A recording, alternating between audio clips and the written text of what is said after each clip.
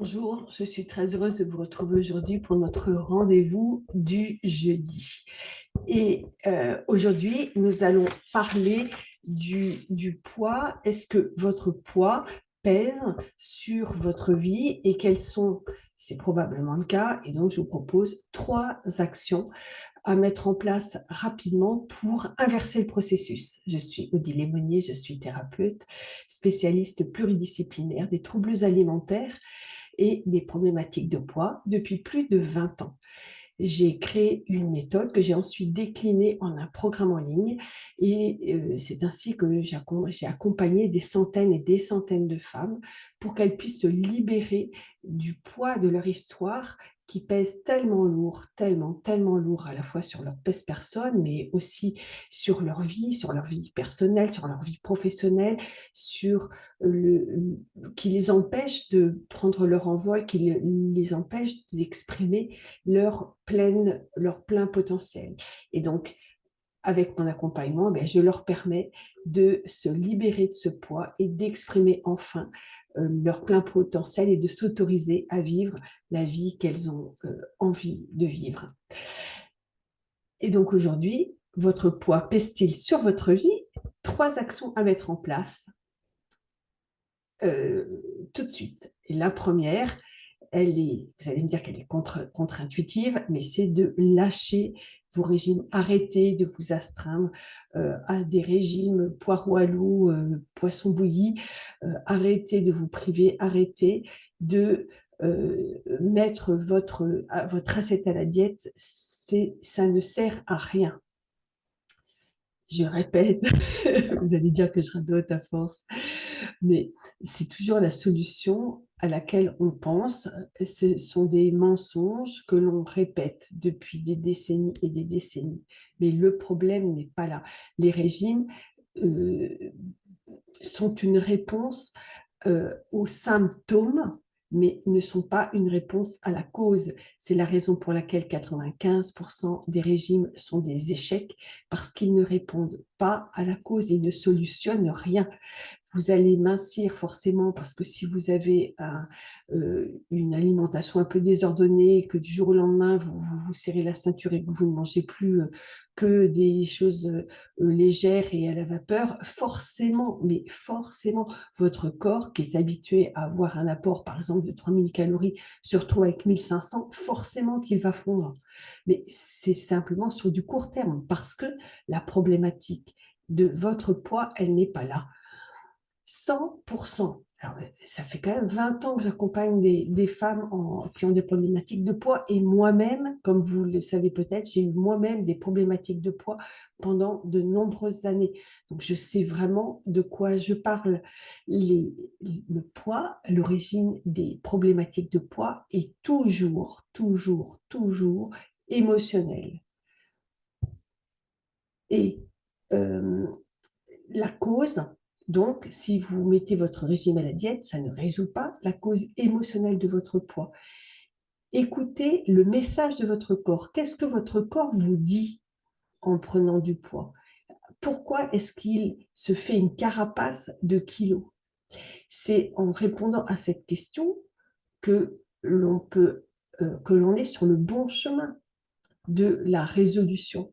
Qu'est-ce que notre corps nous dit? Il nous protège de quoi? Est-ce qu'il nous protège du regard de l'autre, par exemple? Est-ce qu'il nous protège de l'agressivité des autres, des critiques des autres? Est-ce que il nous protège, par exemple, de sortir de notre zone de confort? Il peut y avoir plein de raisons en fonction de ce que vous avez vécu quand vous étiez petit, dans les 7 premières années de votre vie. Vous vous êtes créé des croyances limitantes, des croyances erronées selon ce que vous avez vécu. Et parce que vous l'avez interprété avec votre jeune âge, avec votre maturité de petit, vous l'avez interprété à votre façon et vous en avez déduit des croyances. Et la plupart du temps, vos kilos émotionnels, les kilos qui sont en trop, sont toujours la conséquence des croyances erronées ou des croyances limitantes que vous vous êtes construit suite à votre expérience. Ça, c'est un premier point. Le deuxième point, c'est que les régimes euh, entraînent une frustration de, de l'apport de réconfort, de l'apport de douceur que représente la nourriture.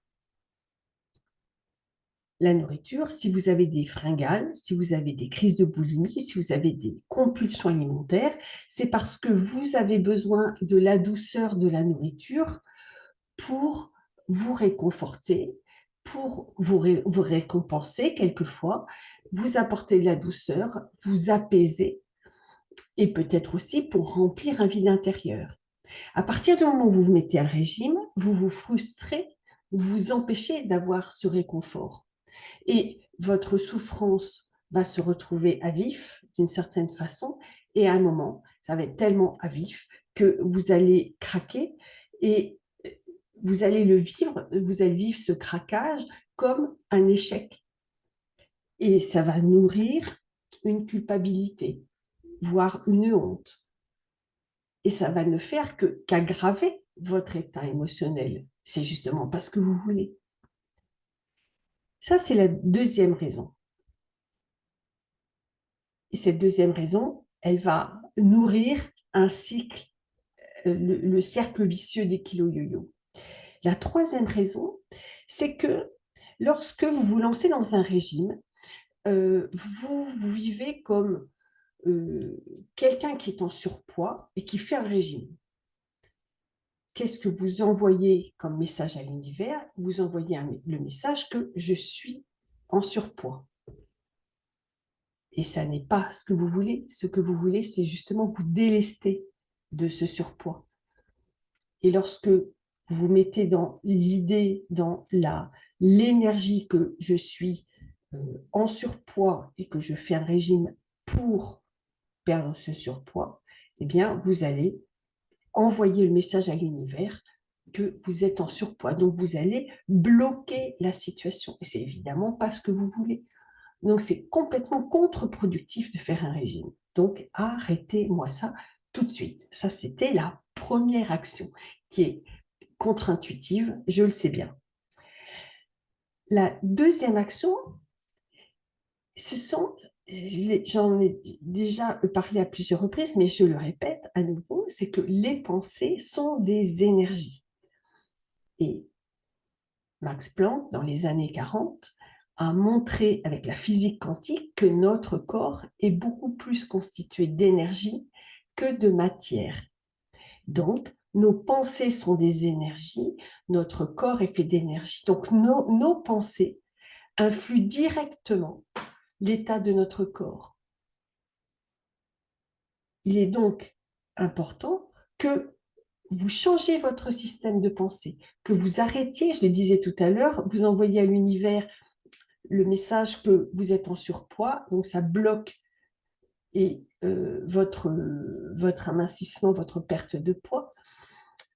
Et de la même façon, si vous pensez, et je sais bien que c'est le cas, je l'ai vécu moi-même, si on se pense en surpoids, si on se pense grosse, moi c'est ce que je me disais, t'es grosse à chaque fois que je me regarde dans le miroir, t'es bouffie, t'es grosse, les bourrelets, les capitons, la cellulite, t'es grosse, t'es moche. Eh bien, ce sont des informations que l'on envoie à son corps, ce sont des énergies que l'on envoie à son corps. Et ça nourrit encore plus la souffrance, la souffrance euh, émotionnelle, la souffrance intérieure. Et c'est contre-productif, ça aussi. Donc, les pensées sont des énergies, notre corps est constitué d'énergie, donc on envoie à notre corps des énergies positives pour que ces énergies puissent apaiser au contraire notre état émotionnel et qu'on puisse nourrir dans le bon sens le processus et qu'on puisse créer un cercle vertueux. Donc, se penser mince, ou se penser avec son poids de forme, se vivre avec son poids de forme. C'est fou comme cela change la donne. Ne me croyez pas sur parole, mais expérimentez-le. Faites 3 respirations profondes. Inspirez lentement, profondément. Expirez. Inspirez lentement, profondément. Et expirez lentement, profondément. Et 3e fois, inspirez lentement, profondément. Et expirez lentement, profondément. Mettez votre conscience dans votre cœur. Et dites-vous profondément, je pèse mon poids de forme. Je me sens légère dans mon corps, dans mon cœur et dans ma tête.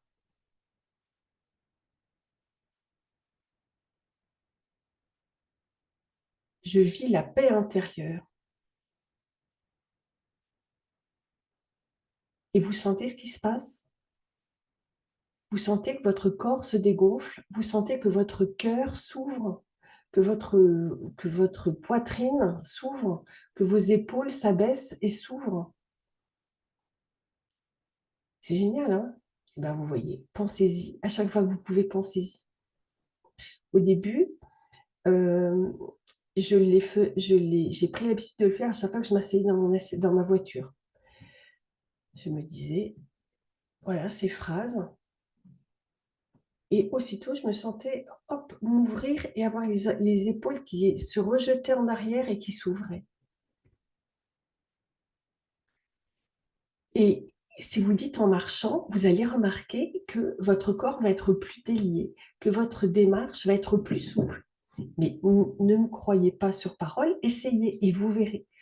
Et plus vous allez nourrir cette pensée, je suis dans mon poids de forme, je suis légère, je suis déliée.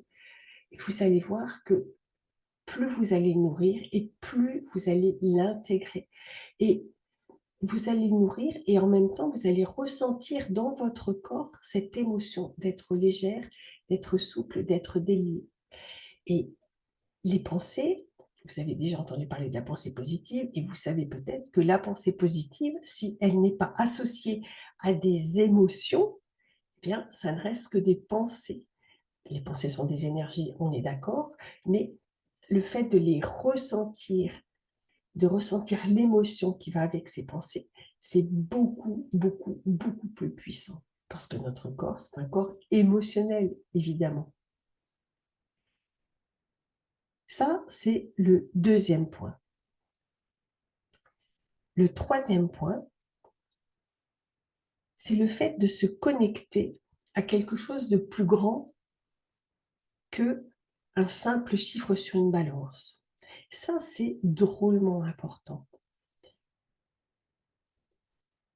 Dans toute mon expérience depuis 20 ans, j'ai accompagné des femmes qui, de par leur histoire, avaient une image d'elles-mêmes extrêmement dégradée, une confiance en elles au niveau de la mère et une estime d'elles-mêmes qui n'était pas beaucoup plus haute, parce qu'elles avaient vécu des événements qui leur avaient fait intégrer des idées fausses comme celle que je ne mérite pas d'amour, je n'ai pas de valeur, je suis nulle, je ne suis pas intéressante. Vous voyez ce genre de phrase? Elle l'avait complètement intégrée. Et ce qui fait que quand elles avaient le sursaut de se dire il faut que ça s'arrête, j'ai mal partout par exemple, ou bien je suis sur le bord de la route et ma vie passe et il ne se passe rien et je me sens emprisonnée dans mes kilos, il faut que ça change. Elles avaient une pulsion que ça change. Et pour autant, à chaque fois, non, pas à chaque fois, très souvent, la motivation s'effondrait parce que elle se sentait, à quoi bon faire tous ces efforts? Vraiment, je mérite pas de faire tous ces efforts, j'ai pas assez de valeur. Pff, je compte pour du beurre, qu'est-ce que je peux, et donc la motivation s'effondrait et heu et ensuite pour repartir, pour maintenir, c'était très difficile.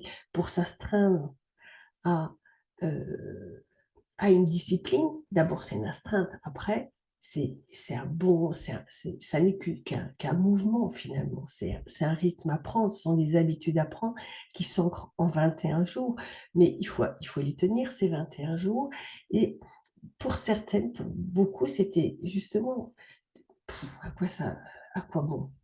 Le «à quoi bon», je l'ai très, très souvent entendu et c'est une tant que les 21 jours ne sont pas arrivés, tant que l'habitude ne s'est pas ancrée, le «à quoi bon», c'est quelque chose qui est vraiment difficile à vaincre et surtout quand on se limite à, l'objectif de, ben, voilà, c'est un chiffre sur une balance.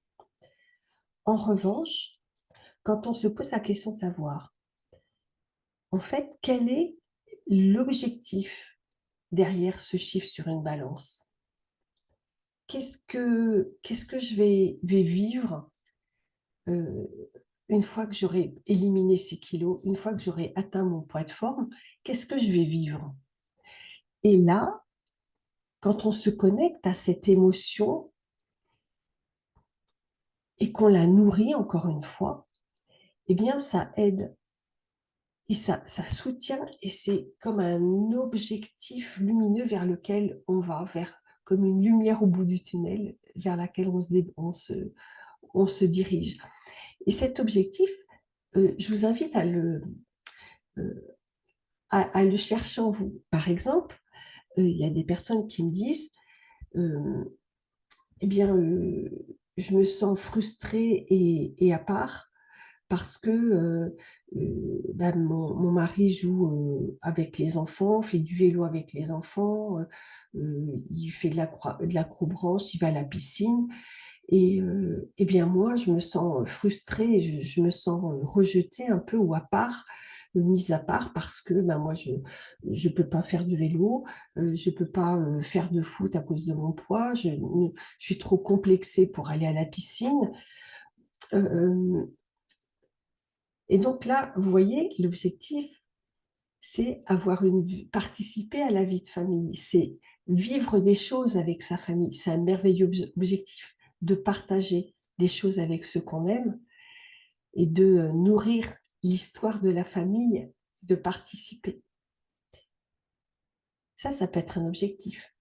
Il y a d'autres personnes qui me disent: «Eh bien, à cause de mon poids, j'ai complètement perdu en confiance en moi. Au bureau, on m'appelle la grosse du bureau du fond et je n'ose pas je n'ose pas exprimer mon plein potentiel professionnel parce que j'ai peur d'être rejetée, j'ai peur d'être humiliée en réunion, hem, heu et donc je préfère me taire et ça me frustre parce que, ben, je me sens dans une cage, en fait. Vous voyez? Donc là, l'accomplissement professionnel, ça peut être aussi un objectif. Ça peut être, ça peut être aussi tout simplement: «Je veux vivre, la vie de mes rêves» ou bien «Je veux vivre la paix intérieure». Je vous invite à chercher votre objectif plus grand et régulièrement, eh bien, vous pouvez tout simplement souffler comme on a fait tout à l'heure et puis vous dire: «Je me connecte à, mettons, ma paix intérieure». Et vouf, vous sentez que énergétiquement vous êtes appelé vers cet état et c'est géant et là aussi, eh bien, en le nourrissant, en le faisant régulièrement, c'est, hem, ça aide énormément et ça nourrit. Ces 3 actions n'excluent pas de de se libérer, de désengrammer les causes émotionnelles profondes de, des pulsions alimentaires, de votre prise de poids, etc. Ça n'exclut pas. Mais ce sont déjà 3 actions que vous pouvez faire qui vous mettent dans une autre énergie et qui déjà allègent votre poids. C'était le titre de la conférence, je vous rappelle. 3 actions pour alléger sa vie. Et ces 3 actions, je vous garantis qu'elles fonctionnent très bien. Mais encore une fois, et comme toujours, ne me croyez pas sur parole, mais expérimentez-le. Et puis, n'hésitez pas à me le dire en commentaire. Euh, N'hésitez pas à me contacter pour échanger, si vous avez des questions. Euh, Abonnez-vous à ma chaîne YouTube pour retrouver le replay de cette conférence et de toutes les autres sur ma chaîne YouTube. Mettez des pouces si vous aimez. J'ai hâte d'avoir votre retour. Si vous avez des sujets que vous aimeriez que je traite, eh bien, envoyez-les moi et je serai très contente de le faire. Et si vous avez des questions que vous souhaitez que je traite au cours d'une conférence parce que vous pensez qu'elles peuvent intéresser un grand nombre, ce qui est souvent le cas, envoyez-moi vos questions. Je vous remercie de votre attention, je vous remercie de votre fidélité. Vous êtes de plus en plus nombreuses à me contacter, à prendre rendez-vous. Je vous mets le lien Calendly dans le chat pour que vous puissiez me prendre rendez-vous si vous avez envie, pour qu'on puisse échanger sur l'histoire de votre poids. Qu'est-ce qui se passe? C'est pas facile d'avoir un regard de porter un regard, de comprendre ce qui se joue en soi. On a souvent besoin d'un regard extérieur. Et bien justement, moi je vous propose qu'on se retrouve. C'est vraiment un rendez-vous que je vous offre. Si vous savez pas trop par quel bout prendre votre problématique de poids, que vous avez envie que ça change, eh bien, vous pouvez me contacter, on en discute. On en discute, tout simplement. Je vous donne des pistes euh, pour que vous puissiez voir plus clair, peut-être un éclairage ou comment dirais-je, voilà, des pistes ou des interprétations, des décryptages qui peuvent vraiment vous aider.